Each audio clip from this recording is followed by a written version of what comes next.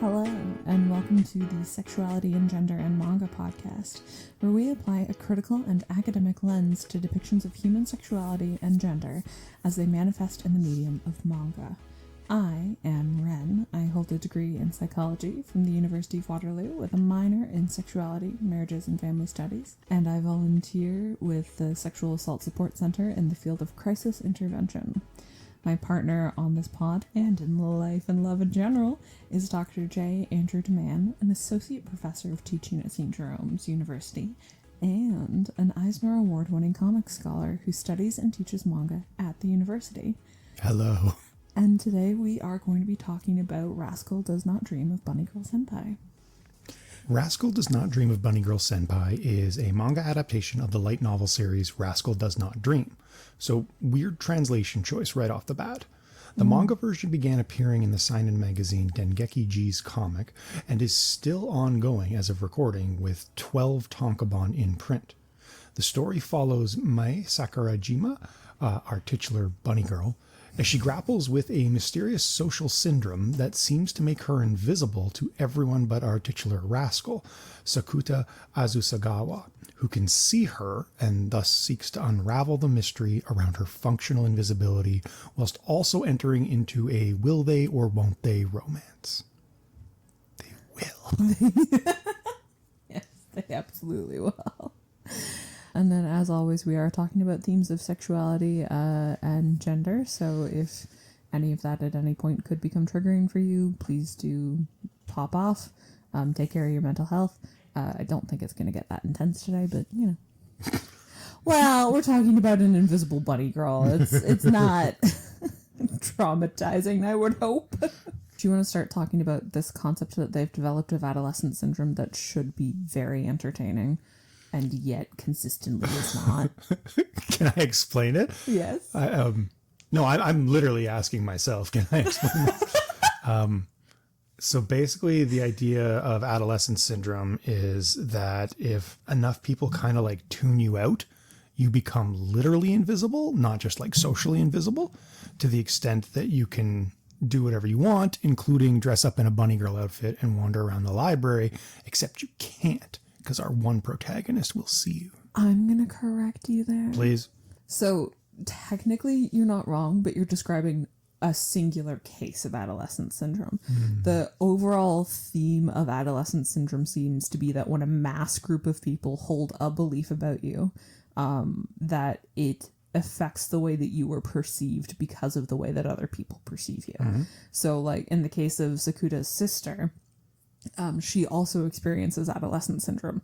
She doesn't disappear, though. She gets repeatedly stabbed by invisible sources, which is terrifying. Genuinely terrifying. Genuinely terrifying. Resolved? No. No. Well, and then, like, the solution is for her to throw her phone away, essentially, and become a hermit. So that concept of adolescent syndrome could be a very powerful one, because it does kind of play with like bullying and different social aspects of like being a teenager, where like there are going to be rumors, there are going to be mass beliefs that are held about you that are not true, but then it manifests them in a very odd way that's very extreme, but then it kind of doesn't really do anything with it. Yeah. No, it sort of just goes away through the power of love. Yeah. Yeah. It's pretty much that. Yeah, so our plot resolves basically with Sakuta directly declaring out loud to the school that he is in love with May, and then they can suddenly see her again. And that really doesn't resolve it for me, because they don't actually deal with why she's started to become invisible and why she prefers that. So, like, realistically, it's just going to happen all over again. But then also, like, the way that she exists, like, isn't actually challenged in any meaningful capacity. Right. None of the beliefs that anyone else has about her are challenged. It's just suddenly now she's loved and therefore visible. I kind of like this, not as a story necessarily. But I like this, but not for what it's supposed to be. I like it as a manifestation of a common manga trope. Okay. The idea of the beautiful, wonderful female character that no one else notices, who is like ugly duckling made swan by the intervention of a male character. And there's a lot of reasons. Pixie Dream Girl. Sorry. Pretty much. And there's a lot of reasons why that's problematic. And in fact, there's actually a lot of good scholarship on the Manic Pixie Dream Girl. But the way that Bunny Girl Senpai makes it very literal kind of makes it easier to talk about, which I think maybe gives us some fodder to engage with here. Yes. So do you want to maybe describe more specifically what a Manic Pixie Dream Girl is? Oh, that's you. Oh, that's me? No, you're not. You're not a Manic Pixie Dream Girl. But you're the one who knows enough to talk about the Manic Pixie Dream. I'm literally just going to point to 500 Days of Summer. And that's fair. God. I wasn't prepared for that. I was hoping you would describe the trope, but whatever. So the Manic Pixie Dream Girl is very much as you've described it, essentially a female character who is almost mystical in nature in some capacity, and who has something about them that makes them hashtag not like other girls. And they're usually very socially shunned and hard to connect with. And then the male protagonist, often through the power of his love for her, makes her into a fully fledged, well-rounded person that can be incorporated in society in a meaningful way. It's basically the male version of I Can Fix Her. like me and Mount Lady. I guess. Yeah. Okay. So it's that trope, but it's overlaid with some other pieces as well. I wanted to introduce the concept of the bunny girl specifically. And there's a couple places I kind of want to go with this, but I'm going to start very simply with Gloria Steinem. This as you should, legendary liberal feminist from the 1960s and beyond. Batman's stepmom, by the way. Hell yeah. Literary Christian Bale's stepmom for a while. She infiltrated the Playboy Bunny Club at its heyday in the 1960s, wrote a famous expose on it that got a great deal of attention. Her 1963 account ends with a quote from the bunny recruiting papers, like how they would get people to be a bunny. And the recruiting papers say this, quote, "A bunny is the girl next door. She is beautiful, desirable, and a nice, fun-loving person. We'll do everything in our power to help make you, the bunny, the most envied girl in America." And that's kind of an interesting sexual fantasy as a contradiction in terms. The girl next door, who is the most envied girl in America. And I think there's a lot of ways that that's manifest in our particular text today. The way that she's openly accessible and normal and no one else notices her, but she's also this famous model. So it's a weird kind of... let's say juxtaposition of a masculine fantasy of accessibility paired with this idealized figure at the same time. Yes, I do also want to say on like a more realistic and grounded note, it does very much remind me of a lot of the tropes that are currently applied to women in particular. Like the pick me girl as well is also kind of playing into this of just pick me, choose me, love me. but then also like the way that we construct femininity specifically in being in access to men is very complex because at one point you're supposed to be very cookie cutter and accessible in this very particularly uniquely feminine way. You're supposed to be very capable of socializing with other people. You're supposed to be desirable, both in terms of looks, but also in terms of your personality and the physical attributes that you have. But then on top of that, if you are too much like other women, then that is also a bad thing, like especially in the dating scene. Like I personally have had people tell me that they like me because I have opinions and stuff. And I'm like, no, sounds like you just don't like women.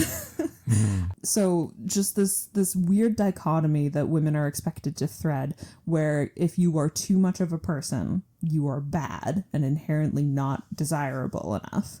But if you are not enough of a person and too cookie cutter, you are also not desirable because you're not interesting. Right. And in order to thread that needle here, you have a female character who is kind of absurd. Yep. Just again, in all these contradictions, in the ways that she operates in the society, the effect that she has on men, her charm, her charisma, all that kind of stuff. Yeah, and one of the things I kind of want to point out here is the extent to which she is aware that she has that effect on the people around her and is surprisingly okay with it. Like, she doesn't stop the person from taking a creep photo of her, even though she knows that it's happening and it's established that she does. She also, like Sakuda, does not really reject any of his advances that are very hypersexual. Yep. And that really have no place in the course of a normal conversation. Like, I do want to be clear, teenagers do have very hypersexual conversations. Just from personal experience. Like, I don't think it's out of the norm to even be like a little flirtatious with your friends when you're a kid. That's where you're learning to do it. But like, to be like, oh, let me look at your boobs, I'm not looking at them, you have such a great figure, so on and so forth, like, it's a bit much. It's a bit excessive in a way that really kind of breaks the dynamic between them down. Yeah, I think that's a good point. One scene that I would point to that maybe brings that to a head is where he's declaring his love for her, as you mentioned, and he specifically shouts, "I really want to see you in that bunny girl costume again." Yeah, that's weird. Choice. That's a choice. I don't think that's how you're generally supposed to confess love to people. So the way that I read Bunny Girl Senpai is sort of a text that is at odds with itself. Like, it wants to be this kind of overtly sexual fantasy. And I think by like even the title, it declares itself as such. It and really I does. do not have a problem with that. I think there's space for that to exist. But then it also wants to like be a love story, like this genuine, romantic, sympathetic love story at the same time. And I don't know if it's because it's trying to do both that it doesn't do either particularly well for me, or if it's just not doing either particularly well. Good questions. I also think it is trying to also add a third element in there of like science fiction or fantasy kind of aspects. Yeah. I'm going to say closer to science fiction just because of the way they approach the adolescent syndrome and the whole quantum mechanics things that they try to introduce poorly. I maintain that. So I do think part of it struggles from not knowing what it wants to be. Right. I do think if it wants to be this sincere love story, that the sexual components that they've added to it of sexual fantasy break that down in a way that isn't comfortable or ideal, right? Like, even when they're making sacrifices for each other, like when May puts him to sleep, you know, at the end, and that's a really emotional moment. Yep. But it doesn't feel like it at the time. Yeah. It feels kind of like it's played off for laughs. Yeah, and then I'm sort of going the other direction, but in support of your point, like the opening chapter is very overtly sexual, and that kind of goes away more or less. Like I disagree. Is that the sound you're going to make every time we disagree? Yes, it is. It is the sound I'm going to make. Okay, great.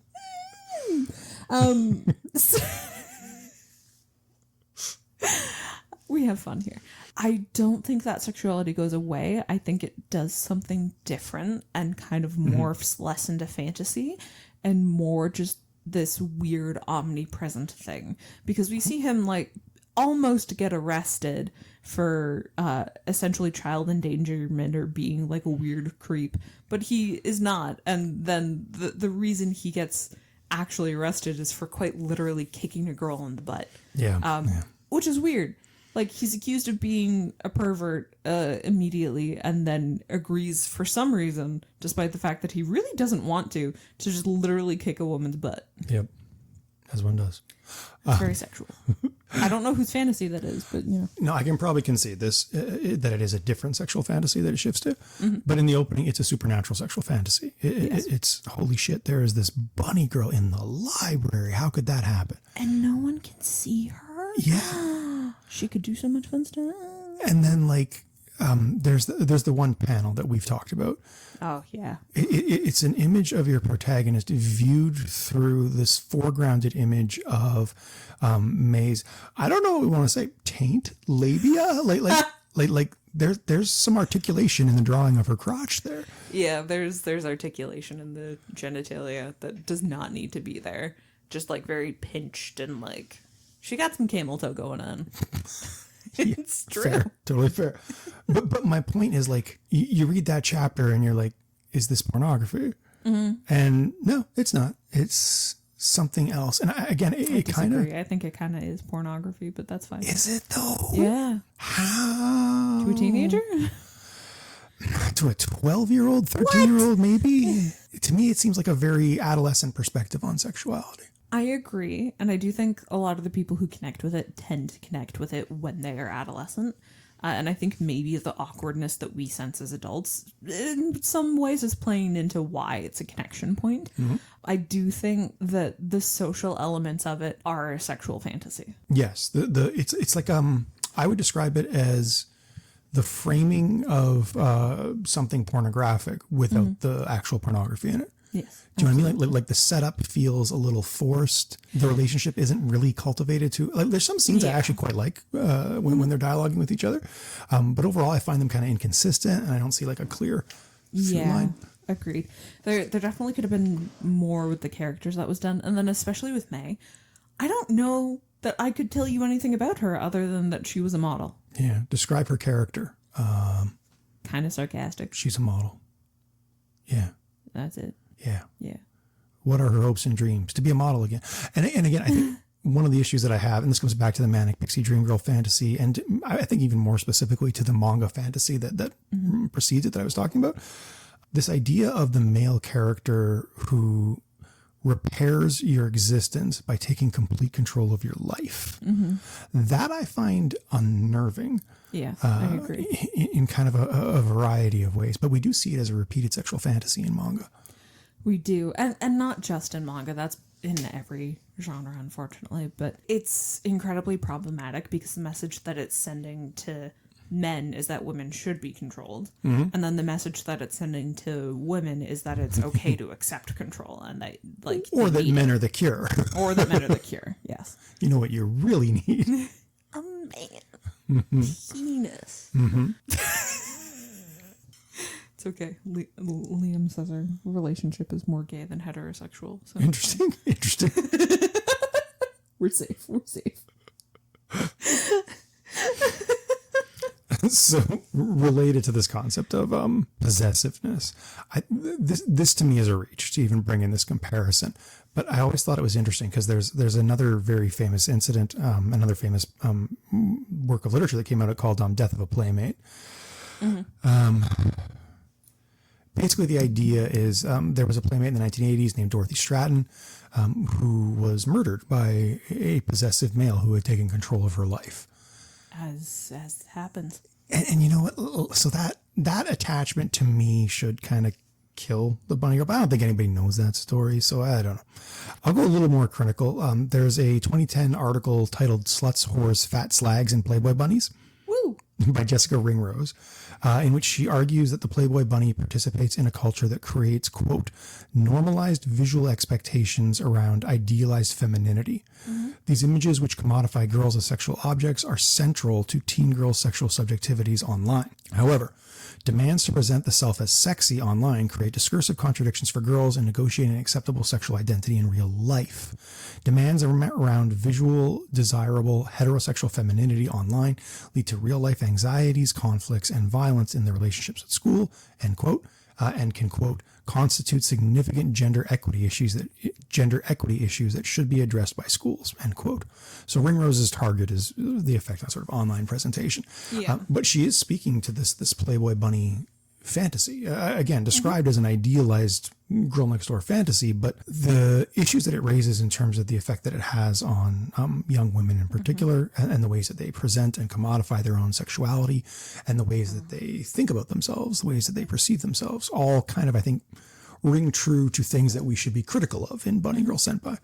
Well, and again, we can see that trope playing out in the ways that it might potentially be harmful, right? Like, the fact that we can't list any character traits about May other than the fact that she wants to be a model. The fact that, like, she has no ability to interact with the world around her, quite literally at several points in time, and is dependent on this man who remembers her, is critically important to talk about and think about, because the message that that's sending is that the thing men want is this hollow, shallow version of women where it is physical attraction primarily, and where banter is a moderate part about it, but the whole reason you exist to banter is to laugh at his jokes, and to, like, be just this weird sassy counterpoint in a way that's still, like, sexy and loving, right, and all those fun things, like our podcast dynamic. Okay. So So you're the one with the no personality then? Yeah, I always. Or maybe I'm the bunny girl. You're the bunny girl? I'm the sexy cipher who makes you special because you can see me. I don't know how I feel about this. And the harm that has is manifested in a number of different things, right? Because if you're trying to be this particular physical image in the first place, that we've seen the ways that that manifests, right? Like people get eating disorders like bulimia and anorexia, which are lifelong and damaging, and it's very fatal. Right. But then even past that, like people who don't engage with that, but then have negative self-image are prone to depression and anxiety. And that can be really, really severe for women. But then also on top of that, like the personality things that it's talking about, it's literally sending the message that if you have an interest, men aren't going to want to engage with it. Yep. And that it's not appealing or attractive in any way to have hobbies and interests. But we know that hobbies are really important for mental well-being and for self-functioning and confidence. So the overall messaging is just, it's not good. It's very bad. Yeah, I mean, we could make a comparison here because Ringrose is kind of surfacing a little bit in that article I quoted. This sort of Madonna and the whore dichotomy. This idea that women are expected to commodify their sexuality, but they are not allowed to be sexually empowered. Do you know what I mean? And that's a paradox. So I read Bunny Girl Senpai a little bit as this could be good. You know what I mean? Like there are pieces to it that I really like. There are. Yeah. It has the potential to be so much better than it is. Yeah. So as a sexual fantasy, the bunny girl in the library, that's male gaze. Yes. But if truly approached from May's perspective, the idea of I'm invisible, I just want to dress up and be sexy for myself and walk around, I could see someone doing that. I could see that being kind of interesting. Yeah, that's not how I would do it, though. I feel like two things. One, the justification for May going around in the bunny girl outfit is because she's trying to garner attention, and bunny girls are impossible to ignore. The reason that becomes sexual fetish instead of just like, oh, well, that's justified, is because you could have also dressed up as a clown. You know what I mean? Or just like even a police officer, right? Like if you go around in a badge and uniform that is clearly fake, people are going to look at you. There's a number of different costumes that you could put on. And bunny girl is not the first on the list. Yeah, okay, so I started this by saying I wanted to say about positive things, but just because it's relevant to point out in light of what you're saying, like the fact that she encounters someone who can see her and she doesn't follow up on that at all. She's just like, pretend you didn't see me. Shouldn't she be more interested in what's happening to her and how to deal with it? Yeah, absolutely. She really should. In terms of talking about it positively, though, Yes. I do, in a lot of ways, like the things it's talking about. Like adolescent syndrome, if they had done something with that, it would have been so cool to explore. There's a good Buffy the Vampire Slayer episode about that, an invisible girl. Yeah. But like, there's so much you can do with that, right? Like, you can have characters who are complex and dynamic, having different aspects of adolescent syndrome come true for them, and go into and exploring why that happens, and really talking about how to fix it, because like it is really hard to shift people's social perceptions of you. It's almost impossible, in fact. Like most people make an impression of you in the first few minutes, and it's hard to change after that has been set in, and minutes is being generous. It is. I can't remember the exact number, but it does not take long. And so you have a finite amount of time to make an impression. And then after that, it's pretty much set in stone in the human cognitive capacity, unless there are significant factors to change it. So like there's a lot that we can talk about. Like, how do you actually change someone's opinion of you, especially in the context of bullying and in these weird social cliques that are clearly impacting the lives of the women and people around them.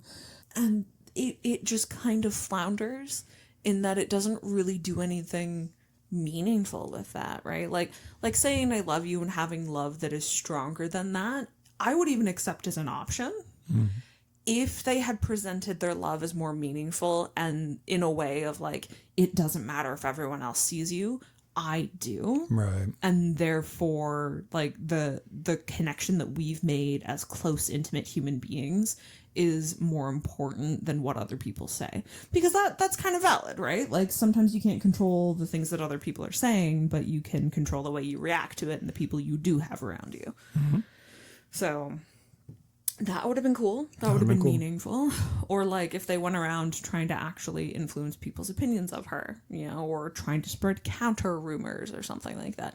Like, there are different outcomes there that are not just a blanket, I love you, suddenly everyone can see you again. Yeah. But it's a fun concept. It is an interesting concept. And again, there's a lot of space that you could work with.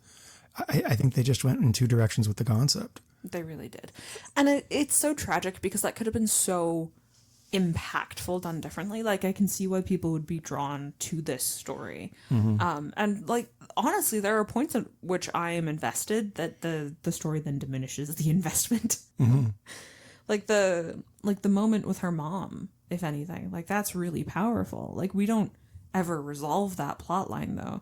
Neither the way she was treated and the, like, issues with the problematic shoot that she had to do with the bathing suit calendar, which really should have been addressed in some capacity. Like, it really does not care about May's actual background other than for expositional purposes. But then, like, she fails to meet her mother on the beach because her mom can't see her anymore. Mm-hmm. And then we never talk about that again. Which is honestly the problem. We're talking about a character arc here. Yeah. And she doesn't have one. Her all of her problems in her world are fixed because protagonist says, I love you. Well, and then even Mr. Protagonist guy, like, what character arc does he have? Because he kind of doesn't have one. Yeah, I mean, you could say he's supposed to become less of a rascal, but I don't think he does. No, absolutely At least not much. No, he's very hypersexual still. He's very edgy, I guess. I don't know what the right word is. Roguish, maybe? Roguish, yeah. He'd have to be charming to be roguish, and I don't think he's charming. I think the book thinks he's charming. The book thinks he's charming doesn't mean I do. Well, I'd have different opinions. I can't see myself personally having any other reaction to that protagonist than fuck off. What else would you like to talk about? Is there any other positives? It's well drawn. It is really well drawn. The art's kind of nice. And, like, when it's not being hypersexual, it does a lot of emotion work for May. Yeah. Just in terms of showing her state, that's really important because she's kind of not talkative as a character.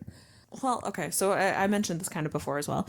I do think that there should be content meant for teens to read and consume that is, like, sexual in nature, in that, like, it displays the ways in which teenagers are exploring their sexuality. Mm-hmm. And, like, not even, like, horribly. Like, I think Big Mouth does a really good job of it, personally. Sex education I've referenced before on this podcast. Sex education you've referenced before as well. But, like, you can talk about the ways in which teens are sexual without sexualizing them themselves. Right. Or you can demonstrate the ways in which they're incredibly awkward as they're growing and going through puberty. So I do kind of like the different pieces of this for the whole growth and exploration of sexual components of their lives. Like the way they interact with each other in terms of firsts and discovering, like, how to be in a partnership with another person and how to be supportive and what that means.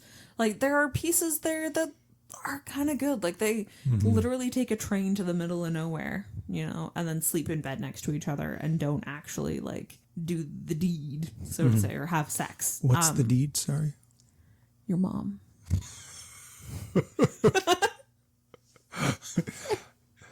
Yeah, no, I'm in agreement. One of the things that I kind of wondered, because this is based on a light novel series, like many manga works are, and there's also a very successful anime. Yeah, which I don't understand, but go ahead.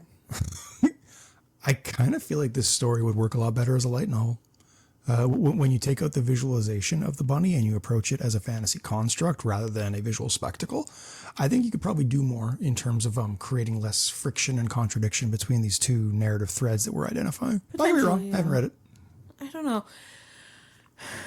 It's hard to say because I feel like I don't think the art style is what creates the narrative disassociation. I think the author just didn't have a super clear, well-intended plot set out. Like, I think it's a really good attempt, and like all power to it, because it's popular. People love it, right? Like even the people we know like it. And in well. fact, May is considered one of the main sex symbols in anime right now. Yeah. Yay? I don't know to yay that or not. I don't think I do, because that's a teenager. Yeah, and Mikasa exists. Why are we sexualizing teenagers? Yor exists. Yor's so hot. Yor's very hot. I love Yor. Everyone loves Yor. I would leave you for Yor. That's kind of the point. I would leave you for Lloyd or Yor. I'm not gonna lie. Lloyd, really? He's still milk toast. Lloyd is milk toast. What? Yeah. I don't think you get to complain. Yeah. No. Lloyd is a double. I like double doubles. He's the average Tim Hortons coffee order.